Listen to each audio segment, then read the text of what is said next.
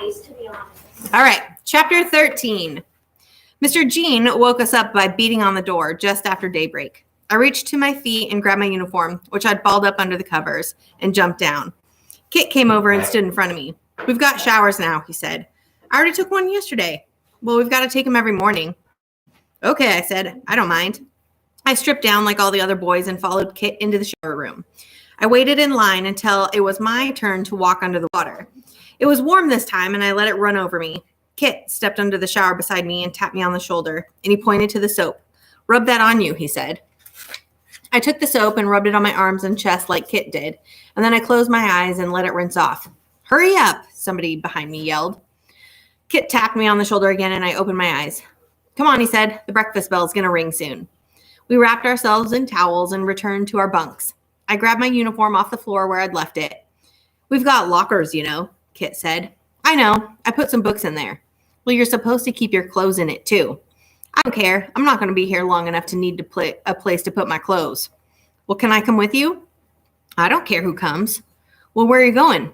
Alaska. Kit's eyes grew wide. Man. I zipped up my uniform and sat on the edge of the bottom bunk. I got to find more people that don't like the government. Well, are there lots of them up there? That's what Pap said. Well, why do you hate the government? I thought for a second.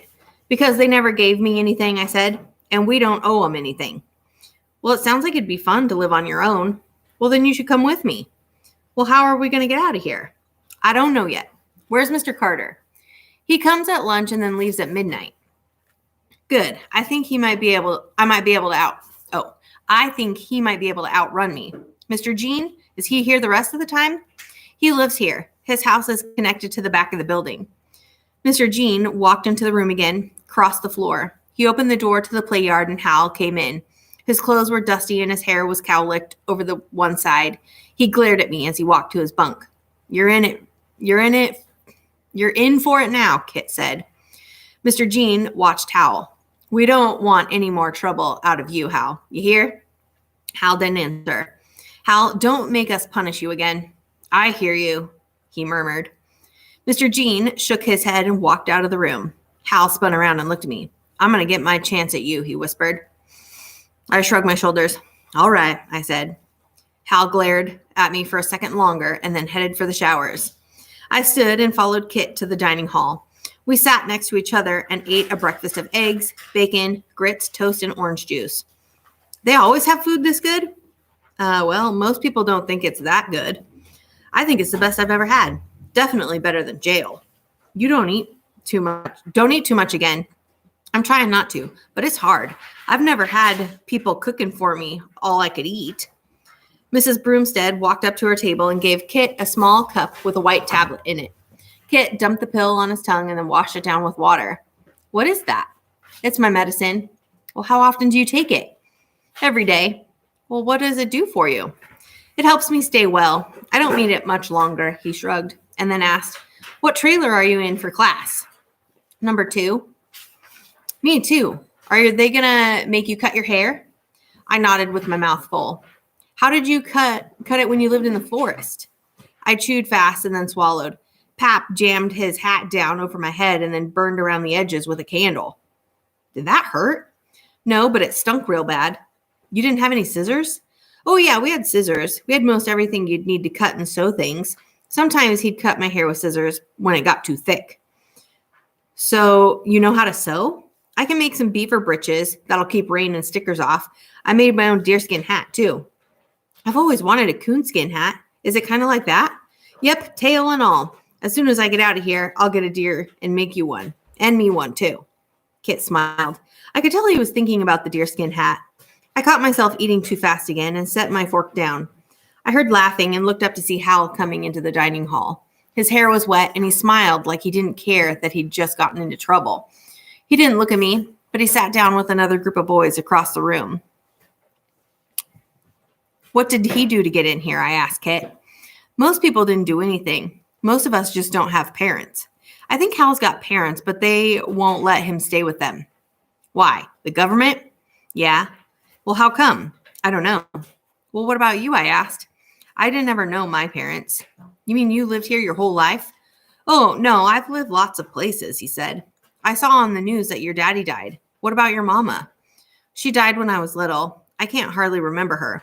Sometimes yellow finches remind me of her, though. Kit thought about that for a minute and then went back to his breakfast. Before long, Mr. Jean told us to go to our lockers and get our things for school. I said goodbye to Kit and headed for the kitchen. Not far from the serving slot was a door of the same thick wire that made up the rest of the kitchen hall. I walked through the door and saw Mrs. Broomstead making a list at a small table in the back of the kitchen. When she saw me, she stood and pointed in the direction that I'd come from. Nobody steps in this kitchen without me knowing about it first, she said. Mr. Jean told, get back out there and wait until I call for you, she snapped. I did what she said and then returned to the dining hall. In a few minutes, she appeared again and motioned for me to follow her through the kitchen. We ended up in a small room with no windows and boxes of food stacked against the wall. At the opposite end of the room was a steel door with no alarm signs. Mrs. Broomstead grabbed a metal chair and set it out for me. She motioned for me to sit, and then she got beside me and pulled scissors from her apron pocket.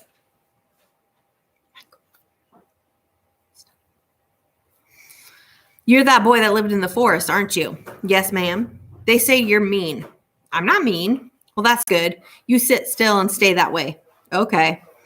I ain't never seen such hair, she said. Me and Pap wear it long in the winter to keep warm. We wear it short in the summer so bugs don't get in it and it helps keep us cool. She got behind me and I felt her fingers move through my hair, gathering it. There better not be bugs in there now, she said. There's nothing living in there. I heard the scissors snipping and I felt my hair getting tugged. Mrs. Broomstead smelled like something in Mr. Albrascato's store. I was trying to figure out what it was when the steel door opened from outside and a man entered the room carrying a box. Where do you want it? He asked. Mrs. Broomstead put the scissors back in her pocket and showed the man where to put the box. You do haircuts too? He asked her. She frowned. Seems like I do most everything around here. What else have you got for me? Milk, eggs, flour, cheese, peanut butter. We've got some boxes of mashed potatoes we'll bring in later. Mrs. Broomstead waved her hands in the air. Just put it wherever and I'll arrange it all later on. I've got too much to do right now. Yes, ma'am. And don't forget to pull that door shut when you leave. The man continued to bring boxes of supplies through the door while Mrs. Broomstead finished my haircut. When she was done, she brushed her palms against her side and told me to put my chair against the wall, get my books and jacket from the locker, and go to my classroom trailer. On the way back, I rubbed my hand over my new haircut, buzzed with excitement. Short hair was fine with me. I'd just discovered a piece of my escape plan. Chapter 14. I was 15 minutes late for class when I walked into the trailer. There were 8 boys in the 10 and 11-year-old group, and they laughed when I came in, and I felt my new haircut and smiled back at them. Mrs. Crutcher stood at the front of the room before the chalkboard and waited for me to find a chair. She was young and pretty with her hair pulled up into a ponytail. Everyone get quiet, she said. This is our new student, Moon Blake. They all know me, I said. Very well, Moon. I'm Mrs. Crutcher. Why don't you go ahead and sit down and tell us about yourself? I sat in the chair and put my books on top of the desk. Everyone was staring at me and I felt jittery. Well, what do you want to know? Well, where are you from? Everyone started to laugh again until Mrs. Crutcher held up her hand for them to be quiet. The forest, I said. She got a surprised look on her face. The forest? Yes, ma'am. Let's don't be silly, Moon. He is from the forest. He's the one from the TV, Kit said. Mrs. Crutcher put her hands on her hips and narrowed her eyes at me. They sure did clean you up then, she said. I took 3 showers. I got my hair cut by Mrs. Broomstead. Mrs. Crutcher walked to my desk and looked down at my school books. When was the last time you attended school? She asked suspiciously. Well, this is my first time. The other kids began laughing again as Mrs. Crutcher's eyes grew wide. She turned in a circle with her finger to her lips and the room grew quiet. Well, she continued, we've got our work cut out for us. Do you know how to read? I nodded. I read to myself and write, and I know most anything you can ask me about animals. Pap said he taught me more than I'd get at school. Very well. Why don't you help us out by turning your reader to page 67 and reading the first page to us? Okay, I said, opening the book to page 67. Do you mind reading out loud from the front of the room? I don't mind reading from anywhere. And I went to stand before the chalkboard and read about a boy and his yellow dog. I enjoyed the story and I smiled as I read it. And when I was done, Mrs. Crutcher nodded. That was very nice, Moon. Pap said people have to know how to read and write. And how are your arithmetic skills? Not good. Pap said he didn't know a lick about math. I can add and subtract, but I don't know division or multiply tables. Well, we'll have to work on that then. Might not want to waste your time on me. I'm going to be out of here before too long. The class laughed again. I see, Mrs. Crutcher said. I could tell she didn't believe me. Well, for now, Mr. Moon Blake, why don't you return to your seat and try to focus on learning some things in here? I shrugged and went back to my desk. The other students took turns standing in front of the chalkboard and reading from the story about the boy and his yellow dog. I put my chin on my desk and listened. When reading period was over, we worked in our arithmetic books. Mrs. Crutcher told me that to follow along as best as I could. She scribbled multiplication problems on the blackboard, and I thought they made no more sense than turkey scratch. And after a while, it began to rain outside. Mrs. Broomstead brought in a box of sandwiches and drinks so that we could have lunch in the classroom and didn't have to get wet and track mud into our dining hall. We sat on the floor in a circle, and the boys wanted me to tell about living in the forest. Mrs. Crutcher sat at her desk and watched us. She seemed tired, but every once in a while she smiled at me. When Mrs. Crutcher dismissed us that afternoon, the rain had stopped and the play yard dripped under gray skies. We were the first trailer to be let out, so Kit and I stood under a tree and waited for the rest of the boys. After a minute, Kit told me he needed to use the restroom and left me alone. He wasn't gone long before the door to the 12 and 13-year-old trailer opened, and I saw Hal come down the steps into the yard. He saw me immediately and began walking towards me, with some of the other boys following. My eyes searched for a stick, but there was none nearby. Hal was walking faster, and he seemed to have something in mind for me. I stood up and got into my fighting stance. He never stopped walking, but stomped right up to me and swung his fist. I ducked, and I felt his hand lift the hair on my head. While I was crouched down, I hit him as hard as I could in the crotch. Then I covered my face with my hands and started rolling across the ground. When I looked up, I could see the other boys standing around Hal. He was lying on his side and moaning. Kit came running and grabbed my arm to help me. I stood and brushed off my pants and pulled the pine needles from my hair. You better get up, Hal, I heard somebody say. Here comes Mr. Carter. But he didn't get up. When Mr. Carter broke through the crowd, he was still moaning and holding his crotch. Mr. Carter watched him for a second and then turned to me. What'd you do to him? I knocked him in the balls as hard as I could. Mr. Carter shook his head. Hal, I think you'd learn to leave this fellow alone by now. You lay here as long as you like. You'll be out of here tomorrow. You'll be out there until noon tomorrow morning. You'll be out there until tomorrow morning. Hal moaned, and a few of the other kids started laughing. I looked at Kit, and he was smiling at me. How'd you do that? I don't know. I just hit him real good. He curled up like that all on his own. Chapter 15. When we went to the rec room after supper, and Kit showed me how to play ping pong, I wasn't very good at it. He said I hit the ball too hard, but I didn't care. Something inside me made me feel like things were wrong, that I was worried that I hadn't escaped yet. I felt so penned up that my skin was beginning to itch. I can't play anymore, Kit. How come? I just don't feel good. I'm going to go to the bunk room and lie down and look out the window. Do you want me to come with you? You don't have to. I'm coming with you. Kit followed me down the hall, and it was dark outside, and I could hear the wind picking up in the trees. When we got to the bunk room, we heard tapping on the window. It was Hal. When he saw that it was us, he frowned and walked back into the play yard. I looked at his bunk and noticed that his blanket and pillow were still on it. I thought of what Pap told me if I were out there. Boy, you'll catch pneumonia out in this cold. Go back and get something to keep you warm. We lay on our sides on Kit's bottom bunk with our heads at opposite ends. I put my hands through my hair again while Kit watched me. I bet it was fun out there in the forest with your father, he said. I nodded. You could do anything you wanted, he said. You don't need anybody telling you what to do, I replied. No government, nothing. And just you and your father all the time? That's right. I wish I had a father. I gazed out the window where Hal had been earlier. I wish I was busted out of here, I said.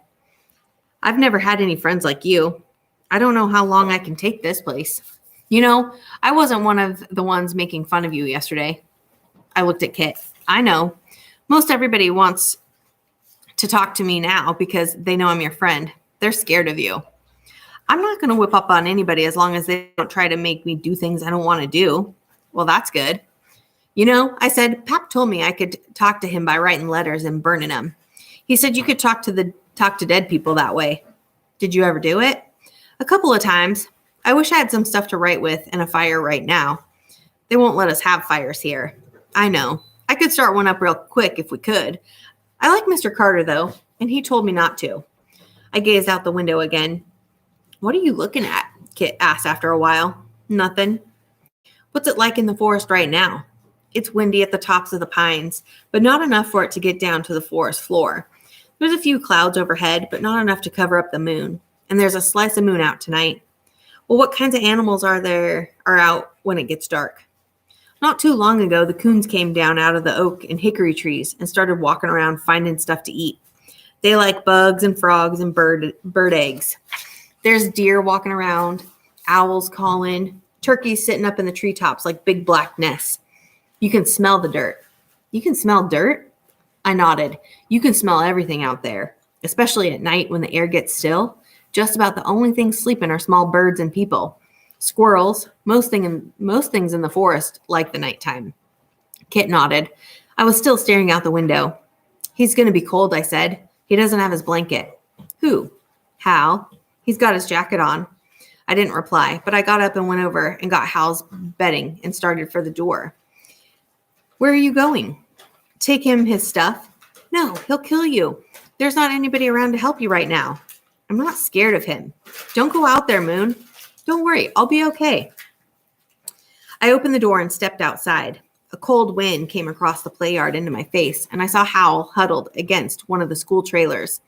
I walked towards him, and he took his hands from his pockets and crossed his arms tightly. What the hell are you doing? He said. I'm trading with you. Trading what? I'm going to sleep out here tonight. You can pretend to be me and use my bed. This is your stuff. Pretend to be you? Yeah. Pull my covers up over you and pretend to be asleep when Mr. Carter comes in for lights out. Are you crazy? No, I just don't feel good. Hal took a step towards me and jammed his hands down into his pockets. Why are you doing this? It's nothing to me to sleep on the ground. I'd rather be outside than in there. I think it'll make me feel better. Hal shrugged his shoulders. If you say so. If Mr. Carter catches us, he's going to kick my ass. Maybe yours too. Scrunch up real good under those covers. Yeah, right. Hal bowed his shoulders in and then ran towards the door with his hands still in his pockets. I looked around the play yard until I saw a big oak tree. I walked over to it and set my bed up on the downwind side. Even covered up completely, I still heard the wind and night rolling over me. I felt my worries ease, and as I lay there in the darkness and imagined that I was someplace else.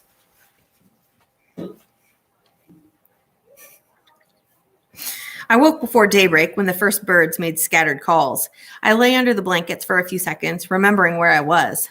Eventually it came to me, and worry flooded me again. I peered out and watched my breath steam before me in the chilled morning. The wind had settled, and the ground was covered with frost. The windows of the boys' home were dark, and the only sound was the humming of streetlights. I stood and wrapped the blanket around my shoulders and studied the play yard. I looked at the tall utility fence with barbed wire on the top and then inspected each of the trees. None of them were close enough to the fence to allow anyone to climb up and jump over. I felt and dug at the bottom of the fence with my hands until my fingers scraped cement. There was no way under it. I stood again and walked over to the school trailers. They were set almost 10 feet away from the fence. There was no way to leap from the roof, but I had not studied them long before I knew that they were the second piece of my escape plan. I slipped into the bunk room just as people started to stir in their beds. Radiators hissed and warmed the room from each side, and everyone was wrapped tightly under their blankets. I went to my bunk and touched Hal's shoulder. He opened his eyes and looked at me. You better get outside, I said. Mr. Jean's going to be here soon. Hal rubbed his eyes and didn't seem to hear me. Suddenly, he sat up and threw off his blanket. Crap, he said, and hurried outside. During breakfast, Kit told me that some of the other boys had been talking about making me president. President of what? Of Pinson? Well, what does the Pinson president do? He just acts like the president. Well, what do presidents act like? Like the boss of everybody. Who's president now? Hal. Does he know about me getting his job? No. I looked over at Hal, and he stared at me. But it wasn't a mean stare. He was watching me curiously. He's looking at me right now, I said. I think he might know something about this president stuff. No way he knows. Everybody except you is scared of Hal. Well, I don't want to be president. I'm not going to be here long enough to be president anyway. Well, when are you leaving? Tonight. Tonight? That's right. I'm busting out of here. I can't take being penned up much longer. I think it's making me sick. Well, can I still come? Yeah, I don't think I can do it without you anyway. Me? Yeah, you're the one who's going to let us out of here. Chapter 16. During our lunch break, Kit followed me to the corner of the play yard where Hal stood with some of the other boys. I saw them stop what they were doing and watch us. Hey, I said. Hal looked around at the others and then back at me. Come over here with me and Kit, I said. I've got something to tell you. He rubbed his palms on his uniform nervously. You know I ain't mad at you anymore, he said. I know. I forgot all about that. We've got other stuff to talk about. Hal glanced at his friends and nobody said anything. All right, he said. I led the two of them to a spot in the play yard where no one would hear us talking. You want to help us bust out of here? What? I'm busting out and I need your help. Well, how in the hell are you going to bust out of here? Kit's going to let us out. I've got it all figured. Hal pointed to Kit. He's going? Well, what's wrong with Kit? He's got to have medicine. For one, he can't do anything without getting sick. You worry about yourself, Hal, Kit said. You don't know about me. Whatever, Hal said. Nobody ever gotten out of Pinson anyway. You can't get out of here, Moon. I can get out of most anywhere. Hal studied me for a second and then shrugged his shoulders. Well, sure, he said. If you think you can do it, I'll help you. I want to come with you, though. I told Kit I don't care who comes with me. Well, what do you want me to do? You're going to drive. Drive? Yeah, you know how to drive, don't you? I used to drive my daddy's truck a little, just around the clay pit. Driving's driving, right? I guess, said Hal. As long as you can see over the steering wheel, we'll figure out the rest. I think I can do it. Good, because they'll catch us for sure if we start running from them right outside that fence. I could tell that Hal was getting excited. His face twitched and his hands jittered against his sides. Well, when do we go? He asked. Tonight, after Mr. Carter leaves and Mr. Jean's asleep in his house. I'll wake you up. I climbed out of my bunk, and a couple of hours after lights out, I passed by Kit and Hal, and both of their eyes were wide open and watching me. I'll be back, I whispered. Wait here. I slipped out of the bunk room and down the hall into the rec room. Then I crawled under the ping pong table and used a penny I'd found in the yard to unscrew a flat metal fastener that held the two halves of the table together. I went back out into the hall with the fastener and crouched against the wall opposite the entrance of the rec room. From there, I could hear the opening and closing of the front door. I sat still until I heard Mr. Carter leave at midnight. When I returned to the bunk room, Hal and Kit were watching me. He's gone, I said. Get dressed. The two of them got out of their beds quietly, and then the three of us put on our uniforms and jackets. I still don't see how we're going to do this, Hal whispered. Come outside, I said. We can talk where nobody hears us. I pushed the door to the play yard open, and we stepped out into the night. I showed them the fastener. Do you see this? Hal, you lift me and Kit up onto the roof of one of those school trailers. I'm going to unscrew a piece of that sheet tin with this ping pong piece for a screwdriver. I figure that roof's about 12 feet wide, and that trailer's about 10 feet from the fence. Once I get that piece of tin off, we can lay it from the roof to the trailer to the top of the fence. Somebody light, like Kit, can slide down it and out of Pinson. Hal thought about it. Well, what's going to happen when he falls off the other side of that slide? He's going to break his leg. I looked at Kit. Kit, you know how to make a monkey landing. Kit shook his head. Like this. I jumped up, landed with most of my weight on my knees, bent them slowly, and then rolled across the ground. You've got to take the fall like that. Just sink to the ground when you land and roll over. I don't know if I can do it. You can do it. After you get over there, you're going to go around to the supply door next to the kitchen where we get haircuts. When I was in there, I saw that you could just get in from the outside without a key. They come in there to drop off food boxes. And once you get in, though, you got to prop the door open so it won't lock behind you. Then there's got to be somebody to open the kitchen door from the inside. We'll be there waiting on you. How are you going to get through the kitchen to that supply room door? Hal asked. Mrs. Broomstead locks it every night and then takes the key home with her. I got it all figured, Hal. Don't you worry.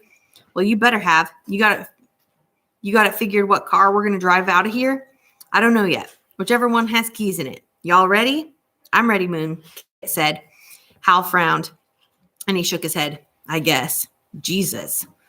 Kit and I stood on Hal's shoulder to get onto the roof, where I started unscrewing a piece of sheet tin.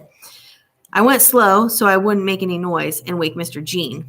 We could see every window of his kitchen from where we were, and the street light had us lit up like we were on stage.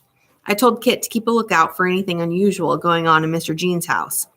It seemed that it took out nearly 50 screws and passed 30 minutes before I could lift the sheet tin. When I looked down, Hal was sitting against a trailer sleeping. Hal, I said. He jerked awake and rubbed his eyes. Get ready. Go stand under this slide. I'm about to make in case Kit falls. This better work. I'm tired.